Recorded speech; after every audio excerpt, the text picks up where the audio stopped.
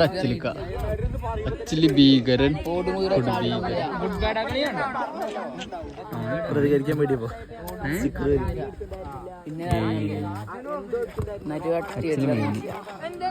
പിന്നെ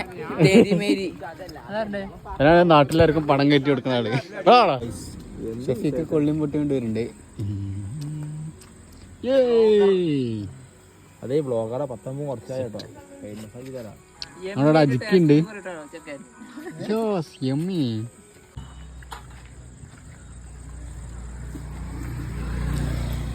യമ്മി. കൊള്ളാം. ഷെഫീഖാന്റെ കൊള്ളിയും ബീഫും മധുരാട്ടോ. സൂപ്പർ കഴിച്ചിട്ടില്ല. സൂപ്പർ മതി. അച്ഛല് ആക്ര, അച്ഛല് പുഷ്പ കളിക്കാൻ പോണ്.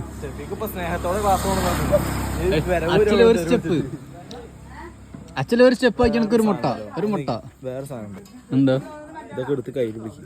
എന്താ മുട്ട അവിടെ ഇരിക്കാനാവുമല്ലേ? ചേട്ട അച്ഛല് മമ്മൂട്ടിന്റെ സാധനം എടുക്കണ്ട്. അച്ഛല് മാസി ഗ്ലാസ് നമുക്ക് ടൂർ കൂടി എടുക്കാം. നമ്മളെന്തിനാ പോലീസിനെ പേടിക്കണം? നമ്മുടെ ഭാഗത്ത് തെറ്റുണ്ടെങ്കിലേ പേടിക്കണ്ടുള്ളൂ. അതിന് തെറ്റുണ്ടോ? ഇല്ല. എന്നെന്തിനീ പേടിക്കണേ? അതന്നെ ഞാൻ ഓടിയെന്നാ പറയണേ. എന്തിനു ഓടി?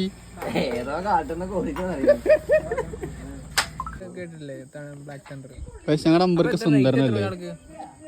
അമ്പർക്കാനെ പല്ല് കണ്ടോ? അമ്പർക്കാനെ മൂക്ക് കണ്ടോ?